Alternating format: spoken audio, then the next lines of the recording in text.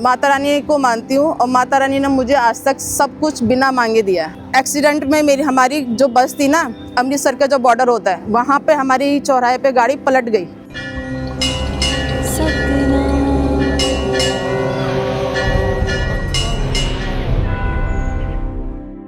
आध्यात्मिकता के तरफ मैं इसलिए ऐसे जुड़ी हूँ कि मेरे पापा को मैंने बचपन से देखा है। मम्मी पापा को सुबह 4 बजे उठना, नहाना धोना, पूजा पाठ करना, सैर करना और लोगों को फ्री ऑफ कॉस्ट एक्सरसाइज कराते थे मेरे पापा।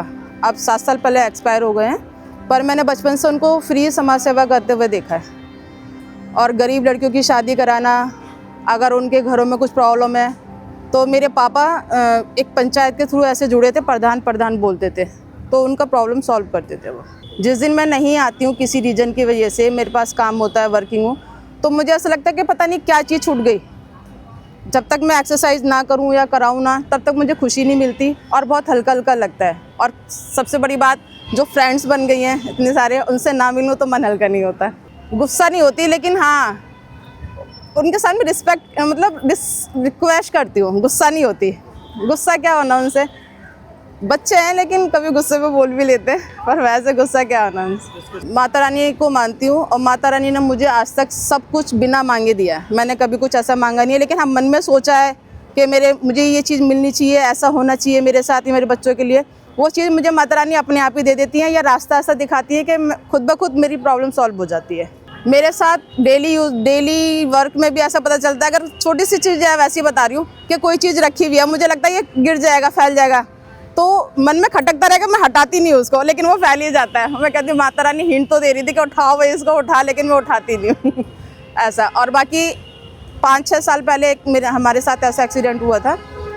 मेरी सारी बहनें, हम 4 बहनें हैं, भाई, पूरा परिवार, भाभी के बच्चे, भाभी की भाभी, मतलब सब लोग हम यहाँ पे एक गाड़ी बुक करके गए थे। हम बस हम अपनी तरफ से बुक करके पूरा भर के गए थे, ये सोचो हम।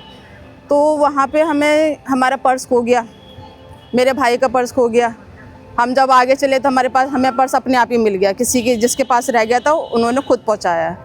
मेरी भतीजी गाड़ी में बैठी रह गई, सोती रह गई और हम निकल गए। फिर याद आया कि एक बच्चा कम है, क्योंकि इतने सारे मेंबर थे। फिर वापस आए तो वो वहीं थी। और एक्सीडेंट में हमारी जो बस थी ना, अमृतसर का जो बॉर्डर होता है वहाँ पे हमारी चौराहे पे गाड़ी पलट गई। उसमें मेंबर हमारे, मतलब बहुत सारे मेंबर थे, 15-17 मेंबर थे। किसी को खरोच नहीं आई, पूरी गाड़ी टूट गई, शीशे टूट गए, लेकिन किसी को खरोच तक नहीं आई उसमें। तो माता रानी की कृपा ही तो है, और क्या है। हमने तो गिरते भी और उठते भी यही नाम लिया, माता रानी बस आप देखोगे, आप संभालोगे हमें। तो जब हम गिर भी रहे थे ना, तो मेरे मन में माता रानी का ही फेस और माता रानी का नाम, बस वही आ रहा था कि माता रानी अब आपके भरोसे। मैं वृंदावन गई थी, मथुरा वृंदावन, बहुत बढ़िया लगता है, बहुत अच्छा लगता है। कान्हा जी को मानते हैं हम। जब होता है तो प्लानिंग करते हैं, इनका निमंत्रण नहीं होता, हम नहीं जा पाते हैं, लेकिन जब जाना होता है, उनको बुलाते हैं, तो हम बिना प्लानिंग के ही चले जाते हैं। सपना कभी ऐसा आता है जैसे घर में कुछ होने वाला है ऐसे, और वो चीज़ हो जाती है।